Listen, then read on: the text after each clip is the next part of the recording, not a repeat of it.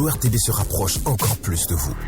La nouvelle application mobile de l'ORTB, avec plus de dynamique, plus de design, plus de couleurs, plus de facilité. Vos chaînes de radio et votre télévision nationale en direct, c'est sur Play Store. ORTB Mobile, toujours plus proche de vous.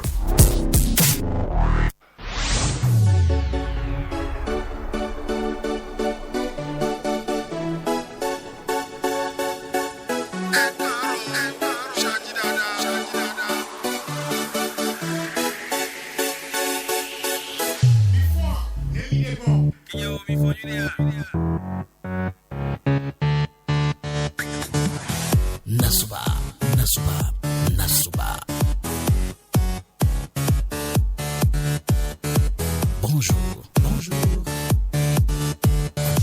Bonjour, bienvenue, Nasuba, on vous accueille mardi 17 novembre de l'an 2020. Aujourd'hui, toute l'équipe fidèle au poste, l'empereur Martin Ivan Tomavo, à la partie technique, Adif Lawani pour la mise en ligne sur notre page YouTube. Et puis, la page Facebook aussi est opérationnelle. Moi, c'est Jika, Joël Kouégan.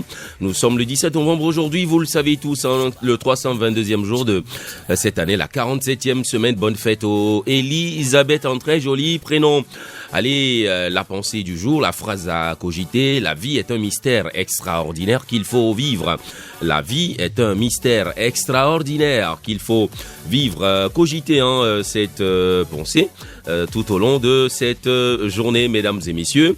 Aujourd'hui, oui, le sujet de opinion, la tournée nationale du président de la République, son Excellence Athanase Guillaume Patrice Talon, visite depuis quelques jours tous les départements et la majorité des communes de notre pays. Au total, 54 communes seront visitées par le chef de l'État, une première depuis son accession à la magistrature suprême donc en 2016. Qu'attendez-vous de cette tournée du chef de l'État ? Nous allons ouvrir le standard tout de suite pour vous. Merci d'intervenir. 96 21 50 40. Également, laissez-nous vos avis sur notre page Facebook Radio Parakou, RTB Parakou. Et c'est parti tout de suite, opinion.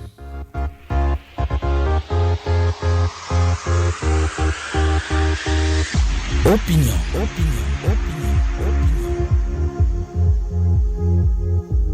Opinion, le débat citoyen sur Radio Parakou.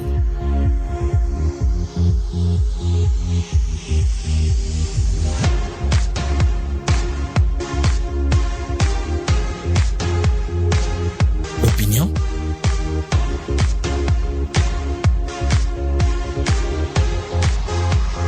Le débat citoyen sur Radio Parakou.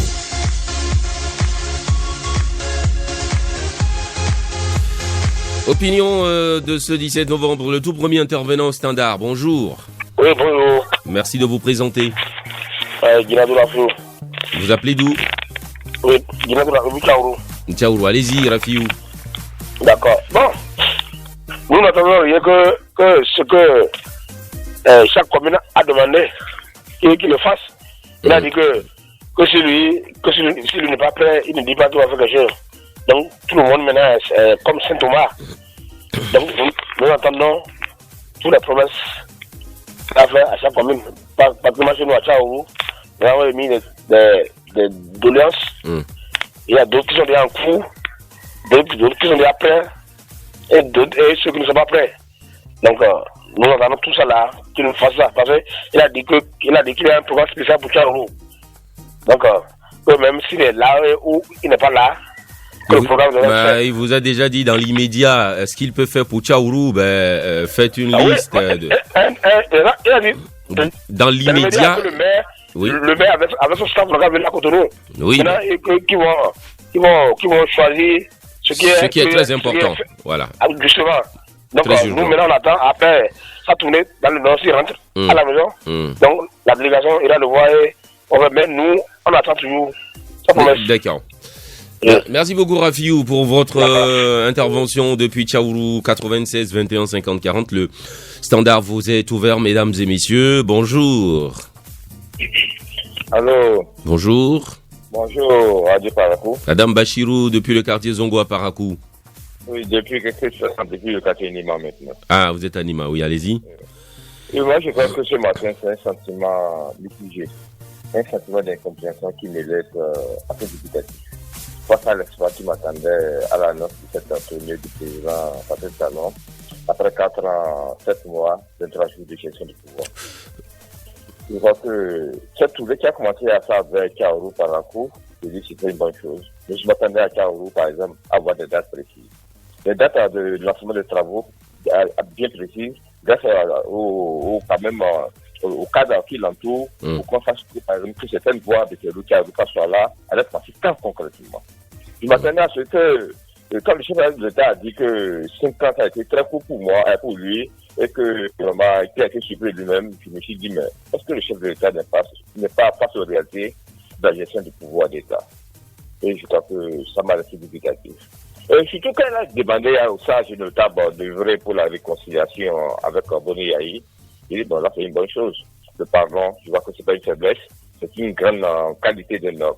Et je crois que je vais espérer que ce pardon ira loin. Mais pour que ça aille loin, il va falloir que lui-même, chef de président Patrice Talon, qui est au pouvoir, puisse tendre la main. Parce que celui qui est au pouvoir est le mieux placé pour tendre la main, pour que la paix soit vraiment facile à régler. À quelle que soit la volonté de ces personnages autour, ils ne pourront rien. Parce que entre lui et Boni Yahi, ils savent bien ce qui les divise, et il a mené des choses qui puissent calmer les choses pour que le pays retrouve la paix qui est du sien. Donc je crois que pour moi, merci beaucoup. Au lieu de scoop que j'ai vu avoir, comme vous le dites avant le jargon, j'ai entendu seulement que des messages, des promesses, rien de concret pour le moment. J'espère qu'après, quand on aura le bilan. Merci pour votre avis. Voilà.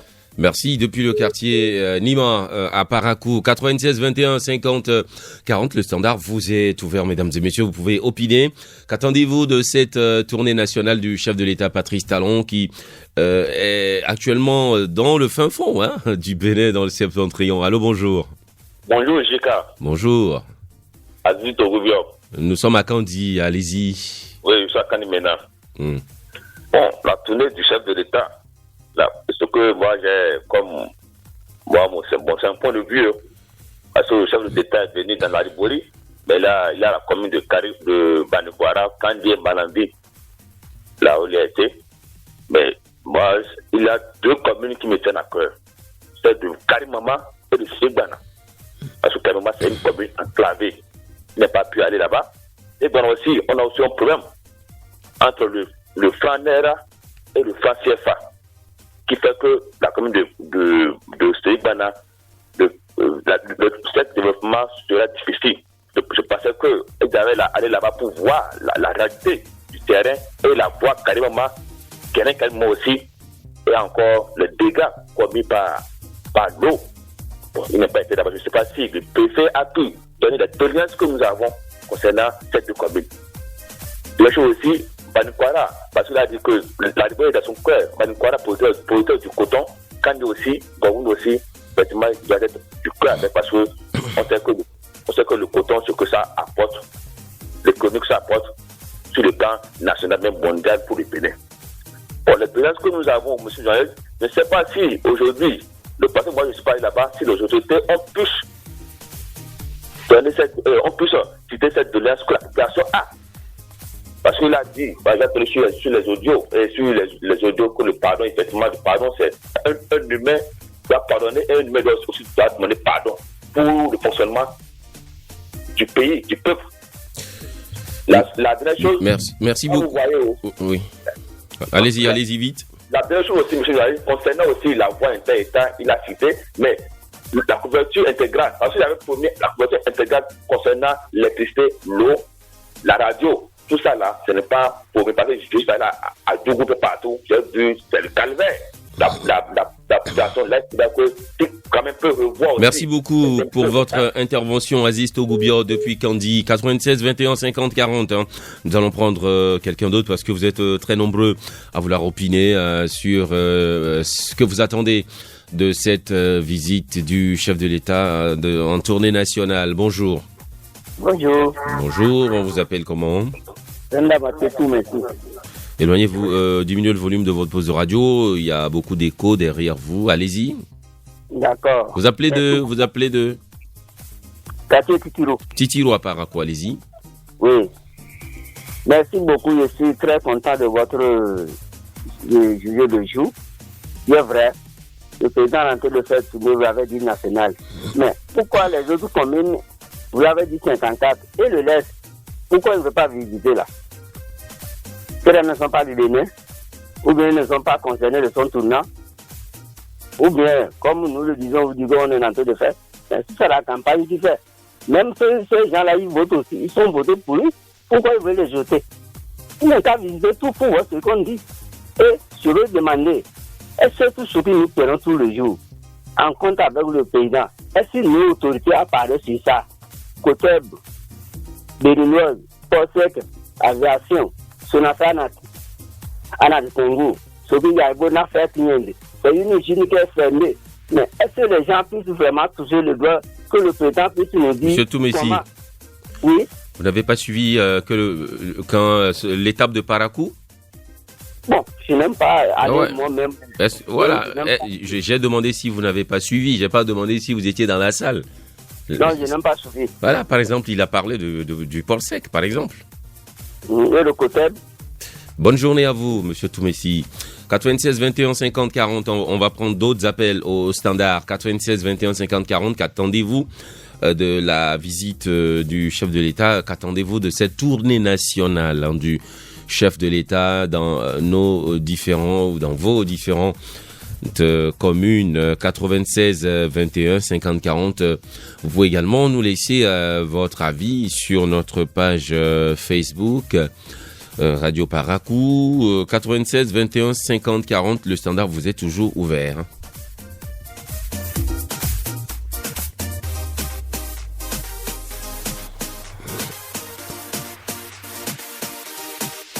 « 96 21 50 40, bonjour.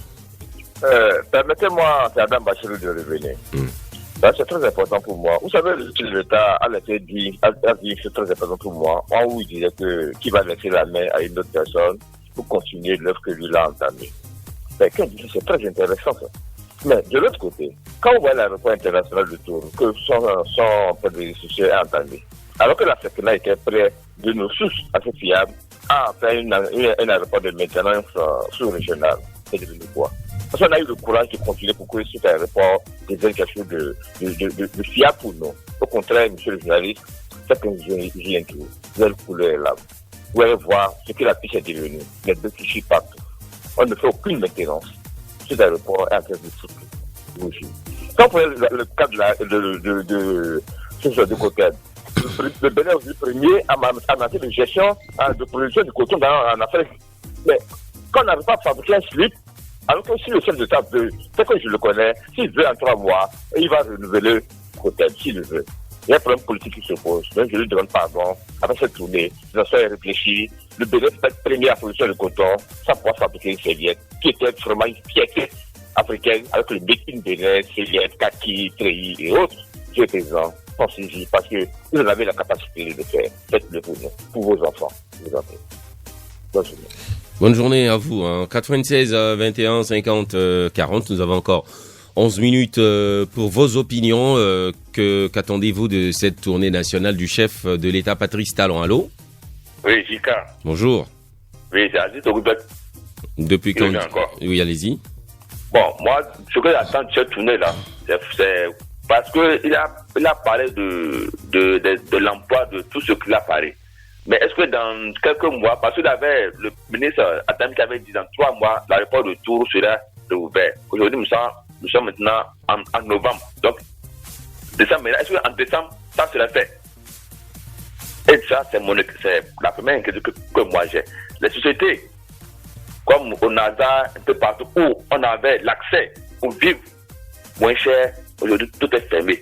Tout ça là, quand est-ce qu'il doit cette réouverture pour quand même aider la population? Côté un peu partout, il y a des secteurs qui sont fermés et le chômage technique est là. Donc tout ça là, moi j'ai parcouru au moins quelques communes ce week-end-là. Monsieur, allez voir ce qui se passe. Nos parents meurent, nos familles, le transport, tout ça là, il n'a pas de ça. Mais est-ce que ça sera amélioré d'ici 2 mois? S'il en est ainsi, c'est un souhait pour moi qui tient parole. Parce qu'aujourd'hui, la population béninoise nous sommes là pour eux et eux sont là pour nous. Il faudra qu'on soit quand même des gens qui sentent que effectivement nous sommes des Béninois comparativement aux autres pays. Parce qu'aujourd'hui, on a des frères nigériens qui étaient ici, maliens, et tous sont rentrés.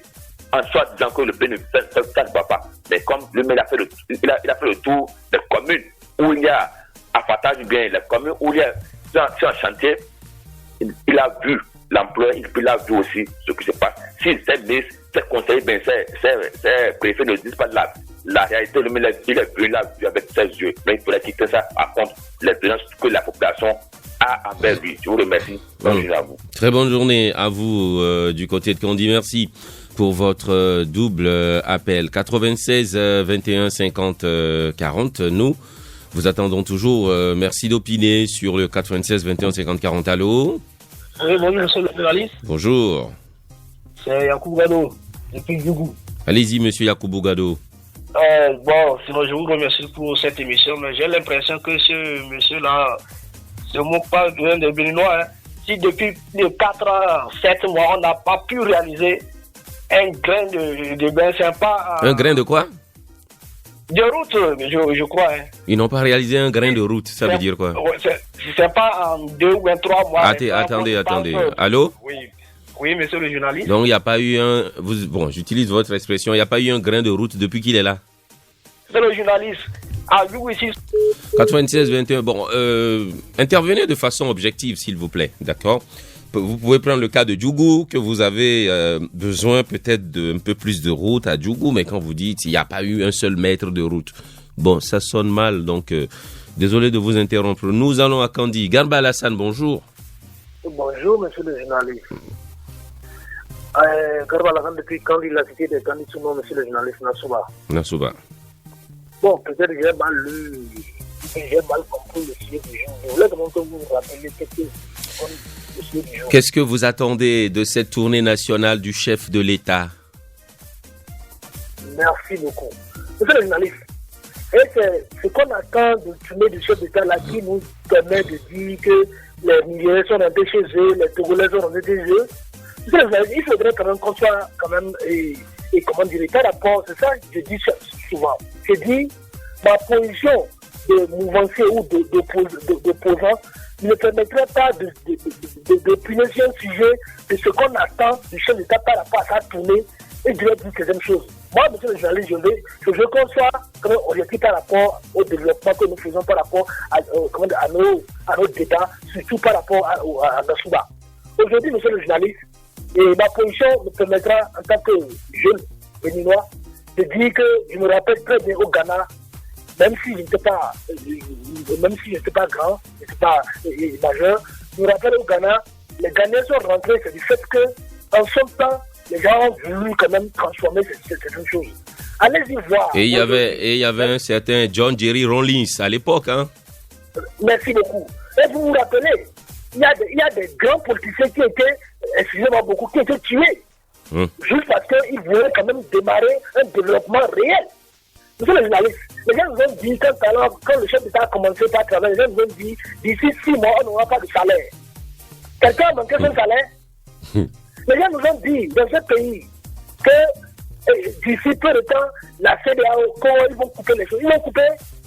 Monsieur le journaliste, quand le chef d'État a choisi ma commune, très chère commune Candy, sur les 54 communes dans lesquelles il va visiter, j'ai dit, waouh, c'est parti. Parce qu'il y a cela quelques mois, quand on citait les communes qui ont quand même qui ont été marquées négativement, on parle de Cotonou, Savin, Kaourou, Kambi, je baisse la tête. Je dis qu'est-ce qui se passe. Aujourd'hui, allez-y voir Bonkwara. Il y a une seconde usine qui a été construite. Allez-y voir Bonkwara, hôpital de référence. Monsieur le journaliste, les Togolais peuvent rentrer, les Burkinabés peuvent rentrer, mais nous les Béninois, nous allons rester. Parce que nous savons que ce chef d'État est une grande personne. Merci beaucoup pour votre intervention. Permettez-moi de finir rapidement en disant, j'ai été fier de voir le chef d'État qui dit, même si lui ne reviendrait pas en 2021, que la voie inter-État qui doit être réhabilitée, il y aura une double voie qui va revenir en Kambi, que c'est déjà bouclé. Merci beaucoup, il va revenir peut-être. Merci beaucoup. 96 21 50 40. Vous avez encore 5 minutes pour intervenir sur le sujet, la tournée nationale du chef de l'État. Qu'attendez-vous de cette tournée nationale? Allô, bonjour. Allô? Bonjour, bienvenue. Merci de vous présenter. Écoutez le retour dans le combiné du téléphone. C'est M. Sita Oudiaou de Tidjougou. Allez-y. Bon, la tournée du président, bon, c'est bon. Mais ce que nous voulons comprendre, on ne piétine pas les intesticules avec 2 fois. Il nous reste quelques mois d'élection. Mais la tournée qu'il est en train de faire, il a vu des choses que dans 3 mois, il ne peut pas faire ça. On a problème de tranchant Djougou, Boanikwara. Le coton que Boanikwara vous produit, c'est beaucoup. Mais jusqu'à présent, la voie là, c'est dégradé et on n'a pas de solution. Ils ont commencé à installer l'usine de grainage de Djougou avant de commencer pour Kérou. Mais on nous a bloqué ici parce qu'on n'a personne qui va poursuivre ce qui se passe. Kérou a commencé à grainer depuis l'année passée. Qu'est-ce qu'il veut nous faire? Les tournées là, ça ne nous dit rien, mais tout ce qu'il a dit. Merci beaucoup pour votre intervention depuis Djougou. 96 21 50 40. Allô, bonjour. D'autres auditeurs patientent. Allô? Oui, bonjour, monsieur le journaliste. Bonjour. C'est monsieur Sebani ici de Wissegana. Monsieur? Sebani ici de Wissegana. Ici fou, oui, allez-y. Oui. Bon, moi, j'appelle ça cette tournée une tournée politique. Si je dis 4 ans, il n'a même pas fait une sortie. Ça, c'est avec des politiques, des élections qui sont sorties, on ne peut rien comprendre. Et le problème qu'il a fait vraiment, je ne sais pas qui peut élaborer ça. Mais est-ce qu'il y a un chef d'État qui passait aussi dans toutes les communes avant lui? Ouais. Non, je vous pose une question. Je demande, est-ce qu'il y avait un chef d'État qui avait fait comme lui, passer dans toutes les communes du Bénin presque? Bon, ça peut après être tourné pareil. Dans toutes les communes? Ouais. Et c'était pas une campagne à l'époque? Non, c'était une campagne. Oui, mais pourquoi? Oui. Bon, qu'est-ce que vous attendez, vous, à Segbana? Non, laissez affaire de 4 ans, il n'est pas venu à Segbana, etc. Le sujet, c'est qu'est-ce que vous attendez de cette tournée? Dites-moi. Bon, la tournée, moi, il sera chez moi. Vous n'attendez rien de cette tournée, d'accord. C'est bien compris, monsieur Issifou, depuis Segbana, 96 21 50 40, bonjour. Bonjour, monsieur le journaliste. Bonjour. C'est Mohamed Amin Tossounon, depuis Djougou. Allez-y. C'est tout simplement pour remercier le chef de l'État pour tout ce que Djougou a pu bénéficier au cours de ce quinquennat. Djougou a bénéficié de quelque chose alors? Oui. Parce que les 2 auditeurs de Djougou nous ont dit qu'il n'y a rien eu à Djougou. Non, s'il vous plaît, monsieur le journaliste, c'est pas vrai. Ah oui, mais c'est ce qu'ils nous ont dit. Djougou est en construction. Nous avons reçu le stade qui est en construction en ce moment. Je remercie le chef de l'État pour ce que Djougou a bénéficié. D'accord. Nous sommes prêts ce matin à recevoir le chef de l'État. D'accord. Merci, monsieur le journaliste. Merci d'être venu contredire tous les 2 autres. Allez entendre, c'est qu'il n'y a rien eu à Djougou. C'est comme si Djougou est complètement marginalisé. Donc, j'ai dû même couper le premier auditeur parce que c'était pas objectif. On va prendre un tout dernier appel. Bonjour. Alors, bonjour, comment ça va, monsieur le journaliste? Ça va, allez-y, votre nom, prénom? On m'appelle monsieur Baranobia. Allez-y, vous appelez d'où, monsieur Baranobia? Banikani. Allez-y. La tournée du président, donc ça arrange d'autres coins, là où il a fait quelque chose. Pratiquement, dans la commune de Tchaourou, vraiment, il n'a rien fait là-bas. Donc peut-être il est arrivé à Tchaourou pour la réconciliation. Donc, si ça marche, c'est bon. D'accord. L'ancien président, il connaît ce qui est entre eux. Merci beaucoup. Donc, il sait comment il va faire. Le président doit savoir comment tendre la main Voilà, c'est président. Merci pour votre intervention depuis Banikani. C'est fini, opinion d'aujourd'hui. Merci d'être venus très nombreux au standard 96 21 50 40. L'actualité, le 7h, la toute première grande édition de la journée. Ce sera tout de suite avec Samirat Chabi Mané.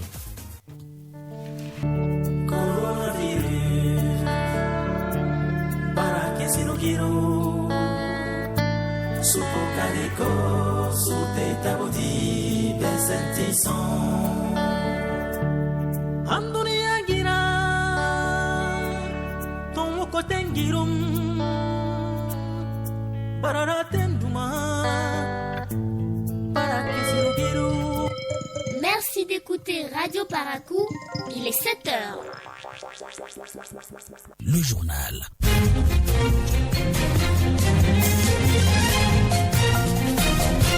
Info Matin, Samirat Chabi Mané.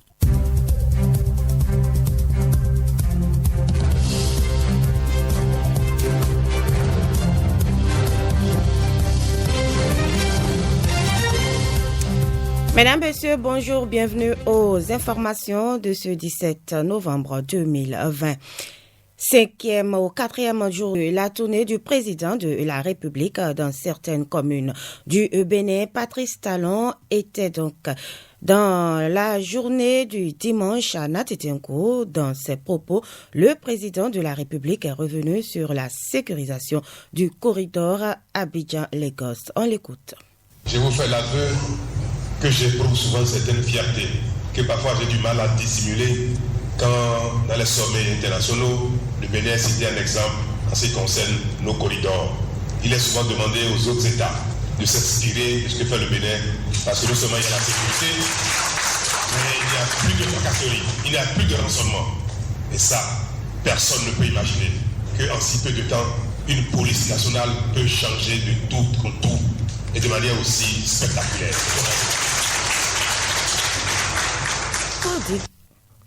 Le président Patrice Talon a aussi souligné l'attitude exemplaire des éléments de la police républicaine sur toute l'étendue du territoire national. Dans tous les domaines où les Béninois sollicitent les services de l'administration publique, on peut constater que ce service est de mieux en mieux donné. On peut savoir, on peut constater que la disponibilité des agents publics est meilleure que par le passé. J'aime bien dire, faire remarquer qu'il n'y a pas longtemps, la police nationale, la gendarmerie, était essentiellement caractérisée par le rançonnement et parfois par une certaine complicité avec les malfrats. Mais depuis, il faut leur reconnaître le changement d'attitude, qu'ils assurent plus ou moins mieux la sécurité de nos concitoyens et notamment sur les axes routiers, et que les rançonnements ont beaucoup diminué. On entend dire dans la sous-région que le Bénin est aujourd'hui un oasis dans ce désert africain de désastre des services publics.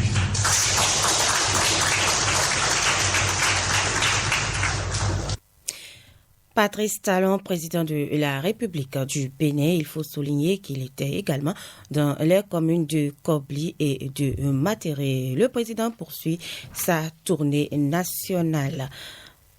Installation de la coordination départementale de l'Alébori du Front d'action pour la continuité. C'est la ville de Kandi qui a abrité la cérémonie de mise en place de ce creuset politique sous la houlette de Saliman Karimou, coordonnateur national du Front. C'était donc samedi dans un hôtel de la place.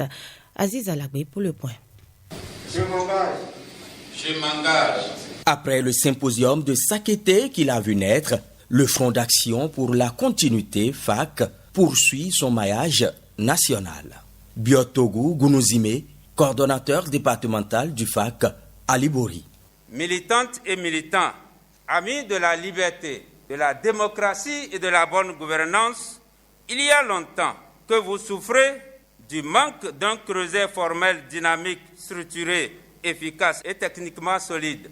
Ce cadre de concertation est devenu une réalité aujourd'hui à travers le Front d'action pour la continuité. Pascal Chabibouni, président du comité d'organisation. Monsieur le coordonnateur national, c'est le lieu de saluer cette initiative de création du FAC qui va booster de manière légale et légitime le niveau de développement durable de notre cher pays, le Bénin. Le FAC prend ses quartiers dans la Liborie et y fixe les bases de son émergence politique. Saliman Karimou, coordonnateur national du FAC. Je vous remets pour le compte des membres de la coordination départementale et pour vous-même votre lettre de mission. Et je vous souhaite bonne chance. La coordination départementale du FAC à Liborie se fait le devoir de garantir la représentativité territoriale du front des communes aux quartiers de villes et villages. Biotogu Gounou Zimé. Comme les bons laboureurs qui au lendemain même de la moisson préparent le sol pour les nouvelles semailles, nous ne devons pas perdre un jour pour nous remettre courageusement à l'œuvre. Et le ressort des échanges dirigés par le coordonnateur national que le FAC prend son envol politique avec notamment des valeurs socialement porteuses dont la franchise, la loyauté et la lutte contre la corruption en milieu politique. Nous parlons toujours politique. Le mouvement associatif Lien National toujours sur le terrain pour l'installation de ces coordinations. Samedi dernier, c'était la coordination départementale du Koufo qui a été installée. C'était à Azové. Jean-Claude James. C'est le secrétaire national du mouvement Lien National qui a présidé la cérémonie d'installation de cette coordination départementale. Pour les membres, 25 au total, le Koufo reste leur zone d'intervention et leur mission, convaincre le plus grand nombre pour un second mandat du président Talon. Dr Bogar Koupaki, secrétaire national du mouvement associatif Lien National. Au Lien National, c'est un travail perpétuel et un sacrifice d'être de modèle là où vous vous retrouvez. Un modèle en ce sens où un jeune qui ne respecte pas n'a pas la possibilité de manger avec les grands. On peut réclamer ses droits dans la douceur de la loi. Vous avez entendu, il est BR, je suis UDBN. Il y a des gens ici qui sont UP. À partir de ce moment-là, la seule chose que nous avons de commun, c'est Patrice Talon. Nous soutenons ses actions et nous devons aller jusqu'au bout. Et le second mandat sera un mandat d'un ouf de soulagement pour le Koufo. Cette coordination du Koufo, placée sous la responsabilité d'Abdoulaziz Aboubar, doit se mettre au travail pour la mise en place des coordinations communales et d'arrondissement. Une activité importante avant le congrès national du mouvement prévu pour bientôt. 7h07, heure jumelle donc dans tous nos studios. La faculté de droit et de sciences politiques de l'université de Parakou dispose désormais de 2 nouveaux docteurs. Les impétrants produits de cette faculté, vieilles de 19 ans, font la fierté de leurs responsables. La joie au cœur, l'actuel doyen de la faculté, Mokhtar Adamo, le directeur de l'école doctorale, Eric Dejedji et Deweji, du moins, et le douanier honoraire de la faculté, Omer Fortuné Alapini, livrent leurs impressions au micro de Boniface Kolawole Biao. C'est d'abord un honneur et une joie pour l'université de Parakou, et en l'occurrence la faculté de droit et de sciences politiques, d'avoir son premier docteur. C'est un honneur pour nous parce que les étudiants ont la possibilité de continuer les études par la création de cette école doctorale. Je crois que c'est la preuve irréfutable qu'on peut rester à Parakou et faire le doctorat. C'est un sentiment de joie et aussi de gratitude. Gratitude envers les autorités ministérielles et rectorales qui ont créé le cadre pour que tout cela soit possible. Depuis 2001, eh bien, comme une fourmi, la faculté a travaillé progressivement. Et tout récemment, l'école doctorale est arrivée et on a travaillé, poursuivi le travail. Et aujourd'hui, les premiers docteurs sont sortis. Vous voyez donc pourquoi c'est un sentiment de joie, puisque finalement, on peut dire que les fruits ont tenu la promesse des fleurs. La satisfaction est grande, je suis très heureux, mais je dois surtout dire que c'est l'œuvre de plusieurs années d'efforts consentis par de très nombreux acteurs. Donc nous sommes très heureux. Le souhait des responsables est de voir plusieurs autres docteurs sortir de cette faculté afin que la relève soit assurée. Je demande aux étudiants qui désespèrent que même au bout du désespoir, de ne jamais fermer la porte à l'espoir. Nous avons toutes les compétences pour pouvoir faire du bon boulot. Et l'école doctorale, par le biais du professeur Daoudi, fait un excellent travail, un travail remarquable. L'école doctorale et la fac de droit sont une même famille et nous travaillons en symbiose pour le bonheur de nos étudiants. C'est le premier essai et grâce à l'accompagnement de nos autorités, ce premier essai est une réussite. Et il y a d'autres candidats, donc nous ne pouvons que souhaiter que tous ceux qui sont dans le pipeline puissent aussi s'en sortir. C'est surtout de voir nos anciens étudiants et ceux qui sont actuellement à l'apprentissage, à la faculté, c'est de les voir grandir, de les voir évoluer, de les voir choisir comme vocation l'enseignement et l'enseignement supérieur, avec toutes ces règles, avec ces contraintes, mais également tout le bonheur que cela procure de dispenser le savoir à un niveau aussi élevé de la connaissance dans nos universités. Donc c'est de les voir grandir et prendre notre relais ici et que l'institution universitaire en sorte toujours un peu plus rayonnant.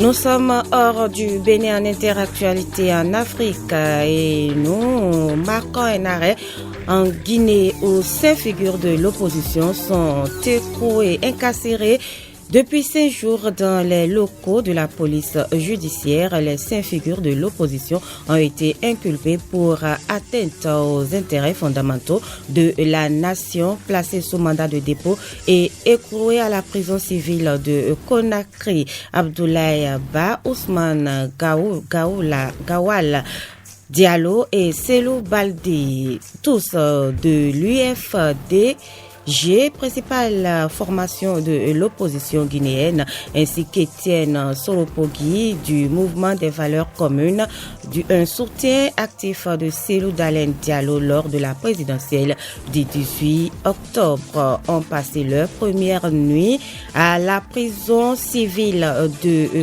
Conakry. Ils ont été déférés le lundi 16 novembre devant un juge d'instruction du tribunal de Dissine dans la proche banlieue de Conakry, qui les a inculpés de fabrication et détention d'armes de guerre et atteinte aux intérêts fondamentaux de la nation. En Éthiopie, le gouvernement annonce la prise d'Alamata sur la route de Mekele. Il est toujours difficile d'y voir clair réellement sur la situation au Tigré, où les communications sont toujours coupées. Néanmoins, depuis qu'il a lancé son offensive contre le Front de libération du peuple du Tigré, il y a 13 jours, le gouvernement éthiopien continue de communiquer avec sans succès, ses succès sur le terrain. Le gouvernement a annoncé une nouvelle prise. L'armée fédérale aurait désormais le contrôle d'Alamata, ville située à la pointe sud du Tigré. Nous sommes dans les Amériques. Nous parlons Covid-19 avec 1 million de cas. Le Mexique prend de nouvelles mesures. Le Mexique a atteint le week-end passé le million de cas de coronavirus. Le pays s'approche également des 100 000 décès recensés officiellement. Une récente hausse des hospitalisations dans la capitale Mexico a conduit les autorités à prendre de nouvelles mesures de contention. Au Mexique, la mairie de la capitale Mexico a interrompu son programme de réouverture pour fermer à nouveau les bars de la capitale afin de prévenir une saturation des hôpitaux que les autorités ont réussi à éviter jusque-là. Municipal au Brésil, revers pour les candidats soutenus par le président Jair Bolsonaro.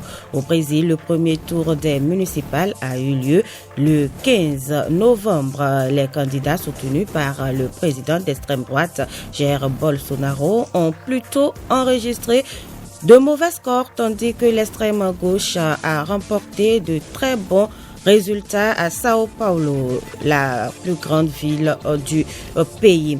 Nous finissons par les relations dans l'Union européenne. La Hongrie et la Pologne bloquent le budget et le plan de relance.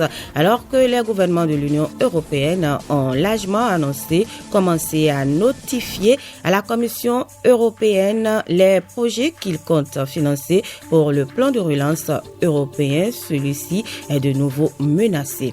Et oui, la Pologne et la Hongrie ont refusé de le valider alors que ce plan de relance de 750 millions d'euros avait été l'objet d'un compromis au forceps après un sommet marathon de 4 jours en juillet dernier. Le blocage budgétaire de la Hongrie et de la Pologne n'est pas vraiment une surprise, mais il reste en travers de la gorge des négociateurs du Parlement européen et l'Allemagne qui préside pour 6 mois le Conseil des 27 États membres. Il avait triomphalement annoncé un compromis mardi dernier après de longues tractations. Voilà qui vient mettre un thème à ce bulletin d'information. Retrouvez-moi à partir de 9h pour le bulletin local. Merci pour votre attention.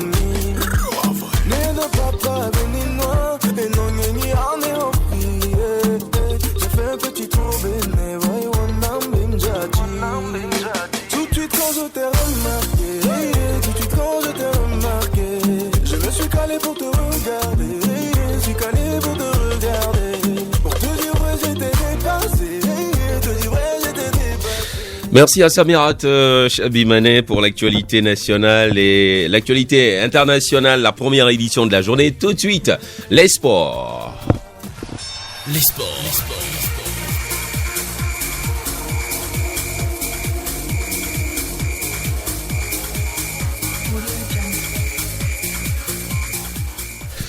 Les sports, Patrick Silas y a dit bonjour. Bonjour Joël Kwega. Carnet noir en début d'émission, deuil à la Fédération béninoise de football. On l'a tous appris hier, je crois. Floriane Afoutou, la présidente de la commission football féminin, s'en est allée. C'est exact. Telle une traînée de poudre, la nouvelle a fait le tour des réseaux sociaux dans la matinée d'hier, mais de fil en aiguille, elle a été confirmée. La responsable de la commission football féminin au niveau de la fédération béninoise de football, Floriane Afoutou, n'est plus. Elle est décédée au petit matin du lundi et a confirmé l'instance fêtière du football béninois.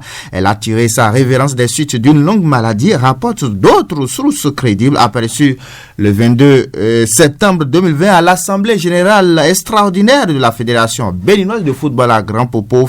Floriane Afoutou présentait déjà des signes inquiétants et aurait complètement dépéri selon un journaliste sportif contacté par le journal L'Investigateur. Radio Parakou, la rédaction du journal Palais et la division des sports souhaitent tout simplement repos éternel à l'âme de l'illustre disparu. Nous parlons des qualificatifs des U20 et des U17 de l'Union des fédérations ouest-africaines B. Le Bénin prend le tournoi des juniors et laisse celui des cadets à son voisin Togo. Comme dans un jeu de chaises musicales, c'est la parade trouvée par l'UFOAB pour d'une part rattraper les fonds décaissés au profit du Togo dans le cadre de l'organisation qui désormais revient au Bénin par le même truchement.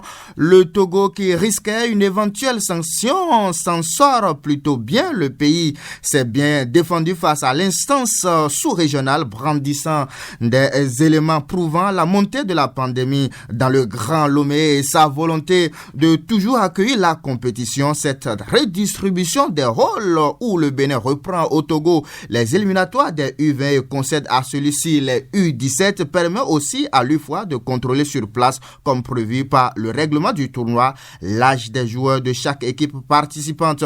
Un contrôle à travers les examens du test IRM qui ne pourrait se faire à Cotonou en raison de l'absence d'un centre agréé par la Confédération africaine de football pour une telle mission. On n'a pas un tel centre à Cotonou? Non, donc pour faire les tests pour les U17 IRM, on va souvent du côté de Lomé.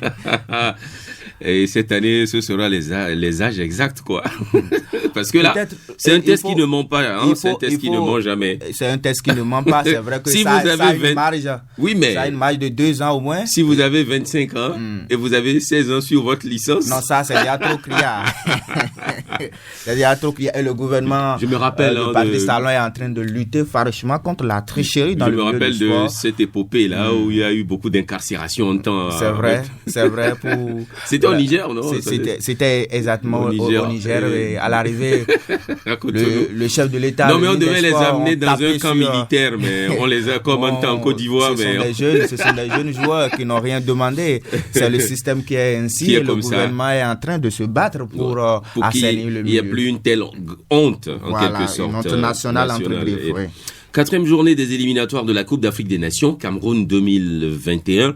Même si ça va se jouer en 2022, les écureuils du Bénin affrontent aujourd'hui, tout à l'heure, à 14h, les Crocodiles du Lesotho. Oui, et l'enjeu de cette rencontre, Joël Kwega, c'est de gagner et espérer une victoire nigériane africaine pour voir le Bénin valider son billet qualificatif à 2 journées de la fin de cette campagne, que ce serait magique. On est condamné à gagner aujourd'hui au Lesotho en espérant aussi une victoire du Nigeria de l'autre côté contre la Sierra Leone. Voilà. Une équation difficile, pas facile, mais pas impossible. Ouais. Mais en dehors de l'enjeu, c'est une ambiance fraternelle entre les deux équipes désormais. Non, mais quand le match va commencer, il n'y a plus d'ambiance fraternelle.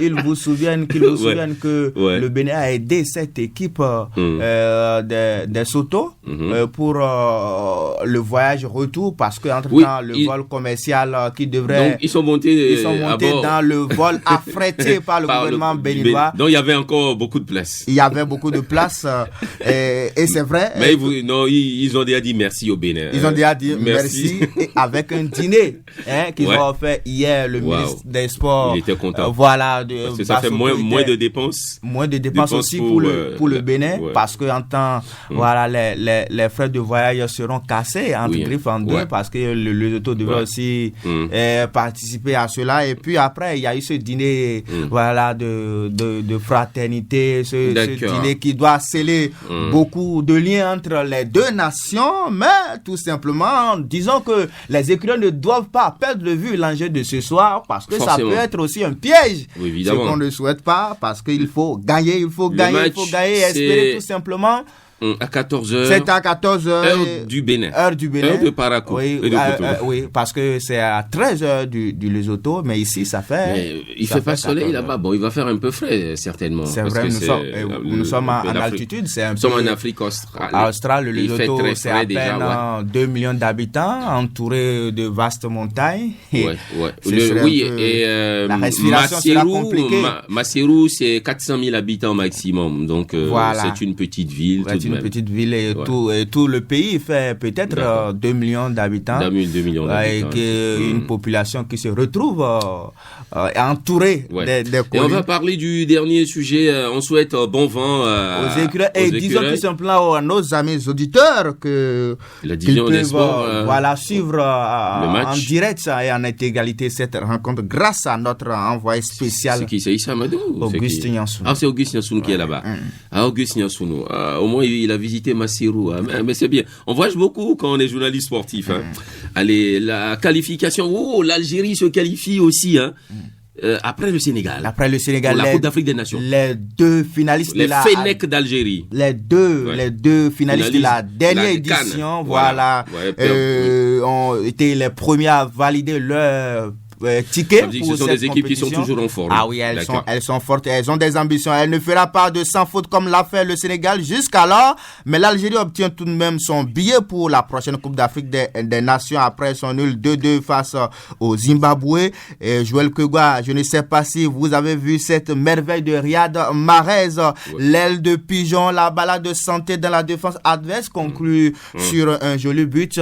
En tout cas, c'est un but qui fait le tour de la planète. Les Algériens ont toujours été super bons. Et puis Riyad Mahrez, c'est un joueur, c'est pas un joueur ordinaire. C'est un joueur exceptionnel. Exceptionnel, tout simplement. Mais oui, autre chose rapidement. Autre chose, la victoire du Botswana face à la Zambie, les Lions, les notables du Cameroun qui ont aussi gagné, la belle opération de la Gambie, l'Afrique du Sud aussi qui a gagné Sao Tomé et Principe, le Congo qui n'a fait mieux que nul, le Burkina Faso qui a avorté sa qualification, et puis les quelques affiches du jour pour vous faire plaisir. Le Togo joue. Le Togo de Claude Leroy qui affronte les pharaons d'Égypte. Non, on est habitué à les battre. Donc, ah bon? Non, y a pas... c'est à Lomé. Le match c'est à Lomé, à Kégué. Donc voilà, ça va chauffer. Bon, la dernière affiche c'est bien sûr un certain Mali, Namibie. Le reste des affiches à suivre dans le journal de 13h. Merci beaucoup Patrick Silas Ayadi pour le point complet de l'actualité sportive. Et bon vent aux écureuils, rendez-vous à 14h en direct en intégralité, le match depuis Massirou sur nos antennes. Exactement. Merci beaucoup. Tout de suite, la revue des titres.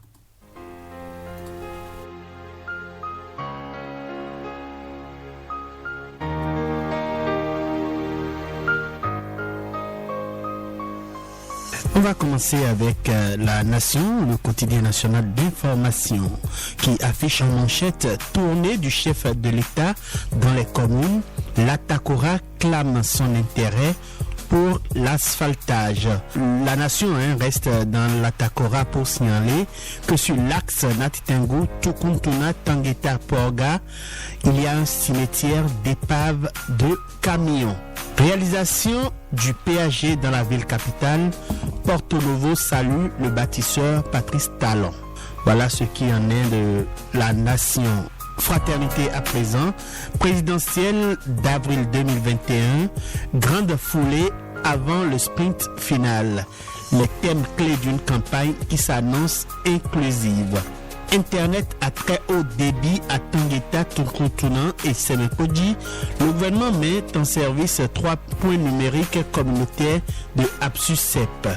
Docteur Félicien Tossou, médecin spécialisé en santé au travail. Fraternité cite le médecin. L'employé doit avoir un suivi médical régulier et correct. Gabon, les joueurs bloqués à l'aéroport de Banjul. Aubameyang torpille la CAF. Finissons avec le meilleur qui propose ce matin passage du chef de l'État dans les collines lors de sa tournée. Le président Talon a passé des moments très émouvants à Savet, dixit Eugène Dossoum. 45e session ordinaire du CIP UEMOA, l'honorable Boniface Yeboutomé plaide pour la création du Parlement de l'UEMOA. 4e journée des éliminatoires de la CAN Cameroun 2022, les écureuils en confirmation cet après-midi à Maseru au Lesotho. Coronavirus au Bénin, 63 nouveaux cas détectés en l'espace de 2 semaines. Commune de Sinandé, la mobilisation des ressources propres au cœur d'une tournée.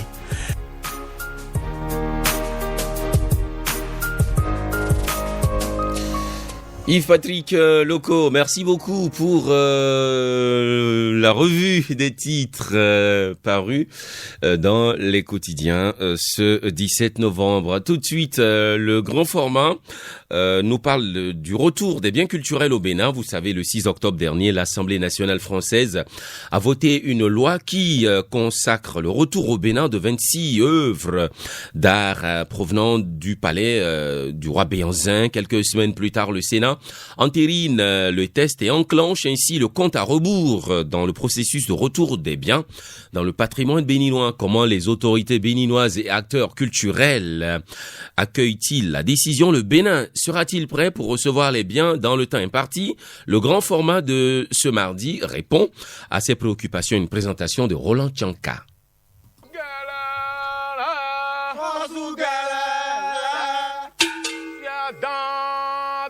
365 jours, c'est le délai qu'a désormais la France pour retourner au Bénin 26 œuvres d'art en exposition au musée du Quai Branly à Paris. Un grand pas vient d'être accompli selon Noureni Tidjani Serpous, président du comité en charge de la coopération muséale et patrimoniale du Bénin avec la France. Un grand pas a été fait dans la mesure où le Bénin avait déjà eu à écrire au ministre des Affaires étrangères français de l'époque de Hollande, avait répondu catégoriquement non, en disant que les œuvres faisaient partie tout de bon du trésor national français. Alain Godonou, directeur du programme musée à l'Agence nationale de promotion des patrimoines et du développement du tourisme ANPT, parle de succès. Un succès pour ceux qui ont pensé que c'était possible. Un succès surtout pour le président de la République, le président Talon, qui a porté ce combat et a insisté auprès de la République française pour que le droit du Bénin soit reconnu. Pour Marie-Cécile Zinsou, présidente de la Fondation Zinsou, la France vient de faire un pas historique. C'est-à-dire que pour la première fois, les députés français ont accepté de questionner l'inaliénabilité des collections françaises. Jusqu'ici, nous étions dans une situation où de nombreux pays africains avaient demandé à récupérer certaines œuvres qui avaient été prises pendant les pillages coloniaux. D'habitude, on disait non parce que le patrimoine français ne peut pas être touché. Là, les députés français ont accepté de dire, écoutez, le pillage colonial n'est pas juste, nous pouvons comprendre la demande du Bénin qui aspire à voir revenir des œuvres pour les montrer à sa jeunesse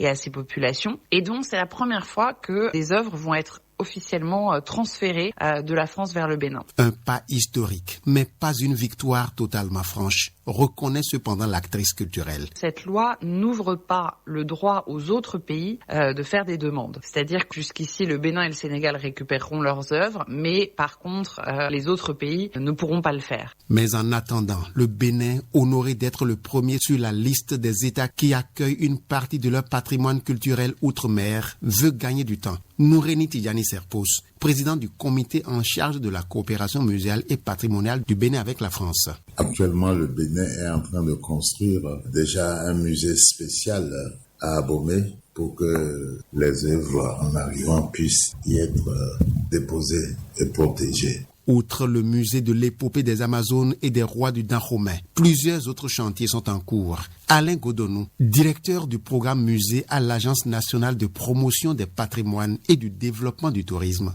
ANPT. Les grands chantiers ont pour nom le Fort portugais, le musée international de la mémoire de l'esclavage et le Fort portugais à Ouidah. Et enfin, on a aussi le projet du musée du Vaudon à Porto Novo. Des équipements qui ne tarderont pas à être mis en place. Alain Godonou. Dès l'année prochaine, le Fort portugais, avec ses expositions permanentes, son espace d'exposition temporaire qui peut accueillir n'importe quelle œuvre, sera ouvert au public.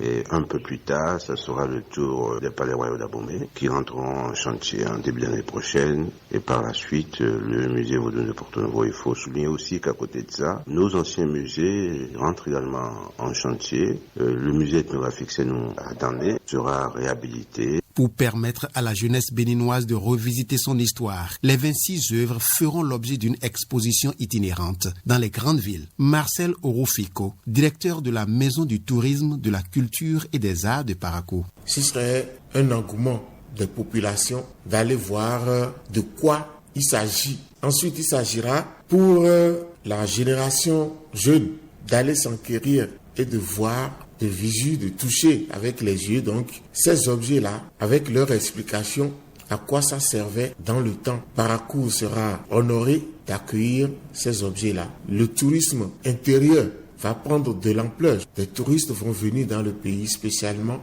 pour voir ces objets-là. Et même la ville de Parakou, comme les autres villes, bénéficiera d'une infrastructure soit modernisée, réfectionnée, soit carrément construite. Et ça, c'est très positif pour le patrimoine infrastructurel de la commune. Environ 5000 objets du royaume du Dahomey sont présents au musée du Quai Branly à Paris. Au nombre de ceux-ci figurent, entre autres, des cartes postales, des photos et des moulages de bas-reliefs datant du début du XXe siècle.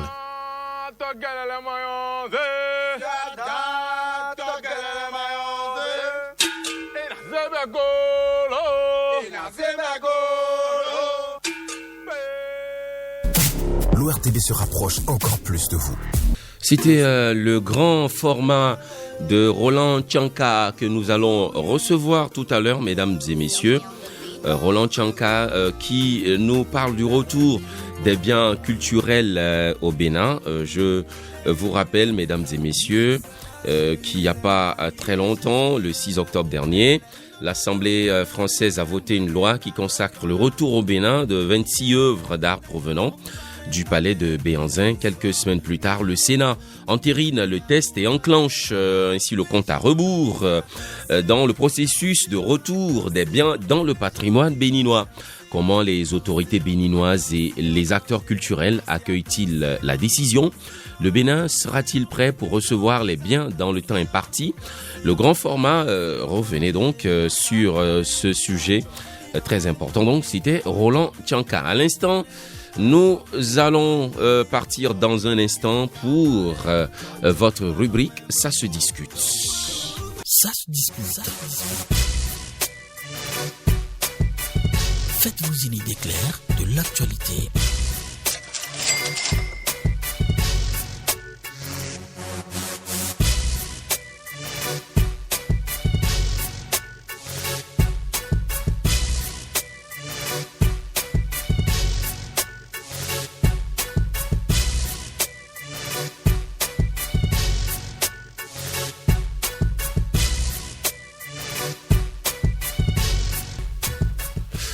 Des petits soucis, mais c'est bon, hein, ça va se faire, même s'il nous reste 15 minutes avant 8 heures. Ça se discute tout de suite en direct de Cotonou. C'est notre collègue, il est journaliste, hein, il est aussi écrivain, il a la plume facile. Florent Eustache-Ressou, bonjour.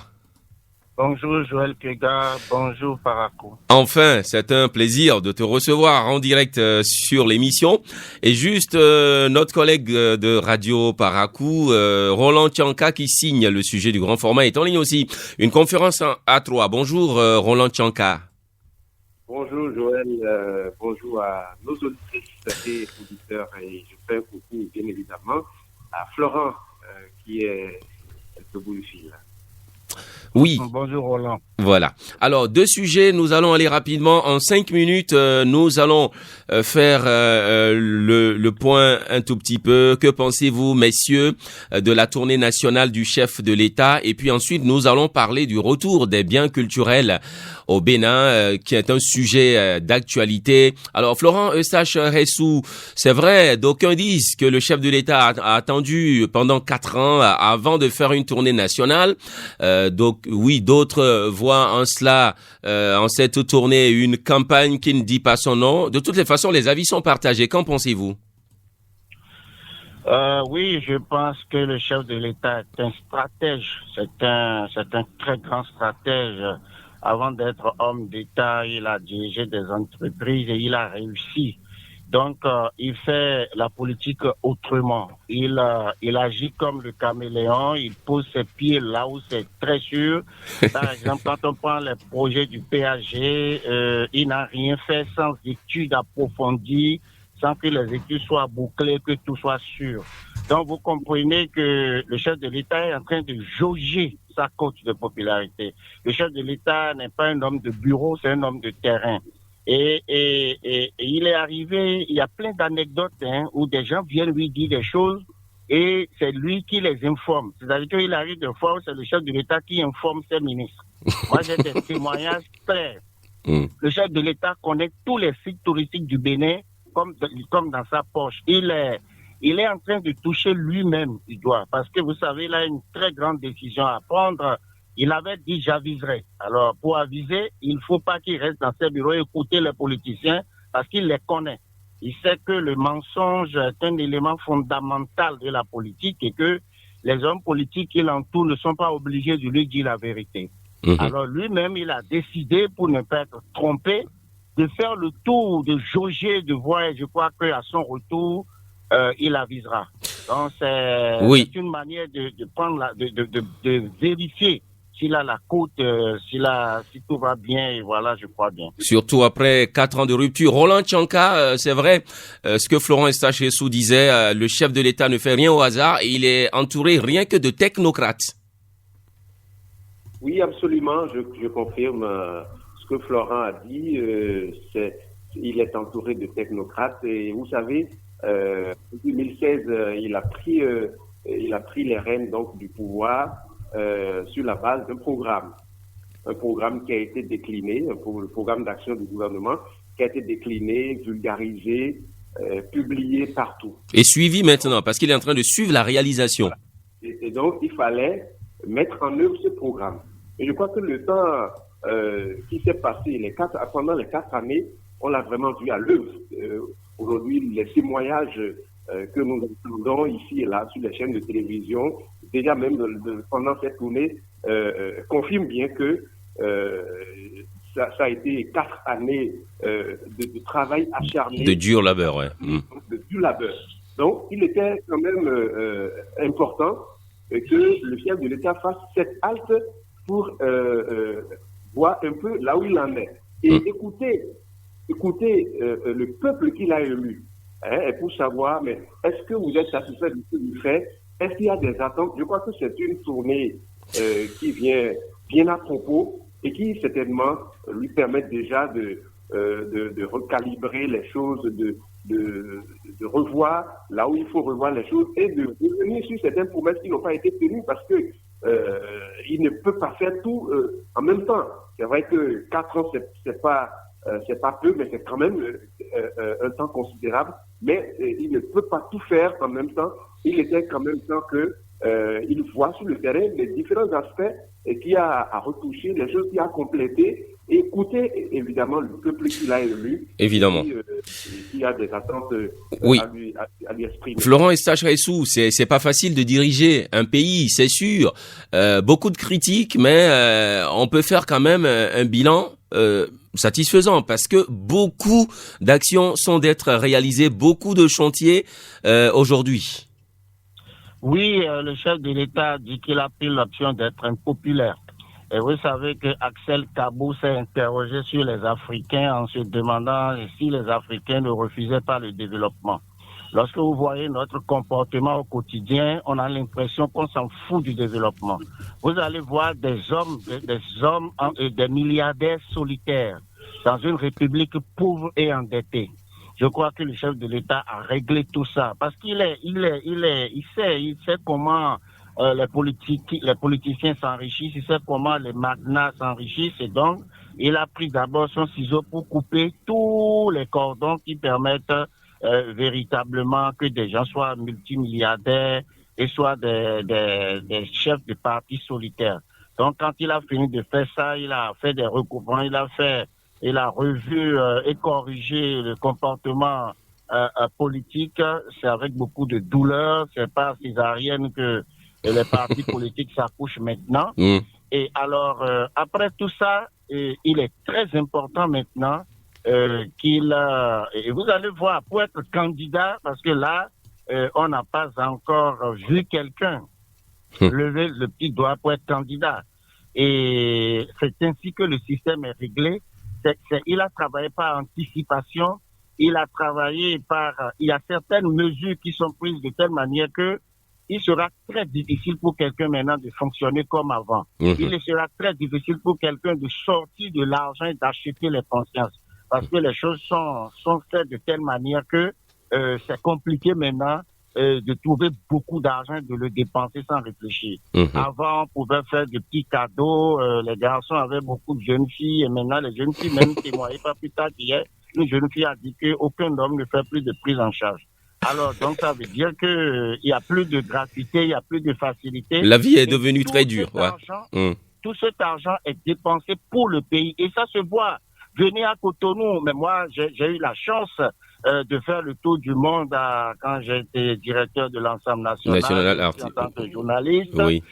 Mais écoutez, quand je descends au Bénin maintenant, quand je quitte Erevan pour aller vers la présidence, et bientôt il y aura le statut de l'Amazon qui va être qui va être inauguré et on se croirait dans un pays. On sent quand même un très grand changement. Non, on sent que le pays a changé de visage. Voilà. Le pays avait la mine renfrognée, mais maintenant quand vous descendez à Cotonou vous sourit. Même si on grince les dents, même si les dents, allez, non, mais écoutez, on peut pas faire des omelettes sans casser des œufs. Moi, d'accord. Si vous parlez ici, j'ai pas fini de payer les premiers 30 de mes enfants. Mais quand je regarde ce qui se fait, j'ai dit, mais écoutez, il faut que on souffre pour pouvoir gagner demain. C'est pour nos enfants que ça se fait. Aujourd'hui, pour prendre votre casier judiciaire, vous restez chez vous avec votre téléphone en main.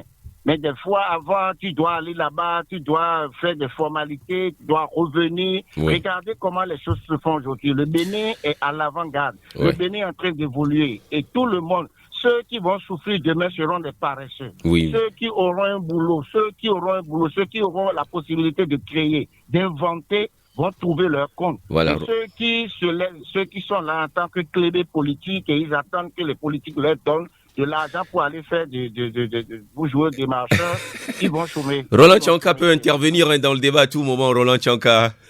Oui, j'entends bien Florent qui fait le tableau très reluisant donc de la situation du Bénin aujourd'hui. C'est vrai, ça saute aux yeux. On ne peut pas se voiler la face en voyant toute cette transformation, cette métamorphose, cette transfiguration. Quand vous parcourez, ce n'est pas Cotonou seul. Quand vous allez à Porto Novo, quand vous allez à Paracou, où je suis, il y a cette transformation qui est en marche, cette révolution au niveau des routes, des équipes de l'eau, de l'électricité. Donc, il y a beaucoup de choses. Donc, comme quelqu'un me le confiait, c'est vrai, la ville est belle, mais on a faim.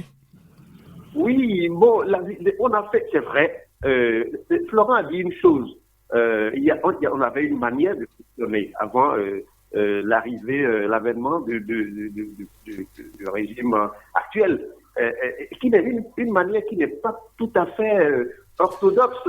Et donc, aujourd'hui, je peux dire que... C'est ce robinet-là, en fait, il parlait de ce robinet dont il est question qu'il a fermé. Il a fermé ce robinet. Le robinet est fermé. Le robinet est fermé et aujourd'hui, ce n'est pas que l'État affame les citoyens. L'État n'affame pas les citoyens. On l'a dit. Il y a des gens qui travaillent. Il y a des gens qui travaillent et qui gagnent de l'argent. Il y a ceux qui ne travaillent pas. Donc, ceux qui ne travaillent pas, ils ne gagneront rien. Donc, qui aujourd'hui, c'est-à-dire, il faut que les gens qui veulent réussir, qui veulent manger, puissent se mettre au travail. Il y a des politiques qui sont en fait, aujourd'hui, dans le domaine du tourisme. Voilà un secteur qui peut engranger beaucoup d'emplois. Et donc, l'État fait l'effort de créer un environnement pour permettre à tous ceux qui ont une certaine volonté, à tous ceux qui veulent travailler, de pouvoir s'insérer dans la vie professionnelle, de trouver de quoi faire et de pouvoir subvenir à leurs besoins. Donc, l'époque des facilités, des robinets, eh bien, est complètement révolue. Oui. Et donc, il faut qu'on avance. C'est vrai, c'est difficile, mais c'est pour autant, quand tout ça sera terminé, pour aller de Cotonou à Kandy, ça va être facile en quelques heures. On ne va pas détruire les moyens de transport que nous utilisons. D'accord. On va pas tomber en panne en chemin. Donc tout ça, c'est pour le peuple, c'est pour les citoyens que nous sommes. Donc quelque part, on se réjouit de ce qui arrive et je crois que avec un peu d'effort, les choses... ça ira. Oui. Florent Estache-Essou, on a eu des problèmes techniques, ce qui fait que, en fait, si j'avais voulu que vous soyez en direct, vous êtes la personne à même, la mieux indiquée de nous parler de la restitution des biens culturels au Bénin. Mais je propose, puisque le temps est déjà parti, je propose demain à 7h30 qu'on ramène ce sujet du grand format. Et qu'on parle, puisque vous avez beaucoup voyagé, vous avez dirigé ce que j'appelle, c'est le ballet national, l'ensemble Bien sûr. Voilà, vous avez beaucoup voyagé et vous êtes un homme qui a un côté très très culturel. Et demain, on fera le point de ce processus de restitution des biens culturels au Bénin. Pourquoi cette décision? Qu'est-ce que cette décision va qu'est-ce que ce retour des biens va apporter au Bénin? Est-ce que le Bénin qui va recevoir ces œuvres-là, c'est vrai qu'on dit qu'il y a plus de 6000 œuvres, mais on ne restitue que 26. Pourquoi cela? Donc, autant de questions auxquelles nous allons répondre demain, si vous promettez aux auditeurs de revenir demain matin à 7h30. Bien sûr, avec plaisir. En 2 secondes, je vais dire... Oui, vous avez même signé un documentaire là-dessus. J'ai fait un documentaire de 52 minutes qui fait le point de la chose. Mais pour aborder ce sujet, je pense que quand on dit que les Béninois ont faim, il y aura toujours des gens qui auront faim. Quel que soit le cas de figure, les gens auront toujours faim. Lorsqu'on décide de faire du développement, des gens seront toujours contre, puisque les politiciens de l'opposition doivent faire leur job et faire crier les gens comme il faut. De toutes les façons, on est sur la route de développement, on ne va pas faire le recul. Pour les biens culturels, moi, le sujet, c'est mon sujet. Parce que j'ai été au musée du Quai Branly, j'ai été dans des musées en Belgique et tout, et j'ai vu que c'est formidable. Moi, Inch'Allah, quand Dieu va me donner son souffle demain, ce sera avec plaisir que je vais plancher sur ce sujet-là. Mais c'est déjà une victoire. Le chef de l'État béninois a créé une révolution qui va faire tâche dans l'histoire. Parce que ce n'est pas possible. D'accord, merci beaucoup. Il est presque 8h dans nos studios. Merci Florent Eustache-Hessou. Rendez-vous demain à 7h30 avec vous pour parler du retour de ces biens culturels au Bénin. Merci Roland Tchanka, journaliste à Radio Paracou.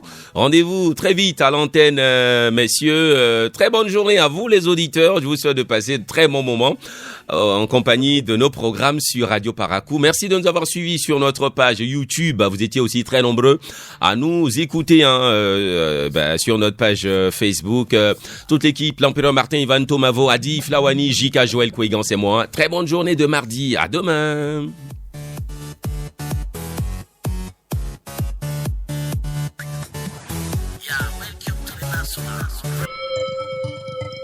Merci d'écouter Radio Paracou, il est 8h.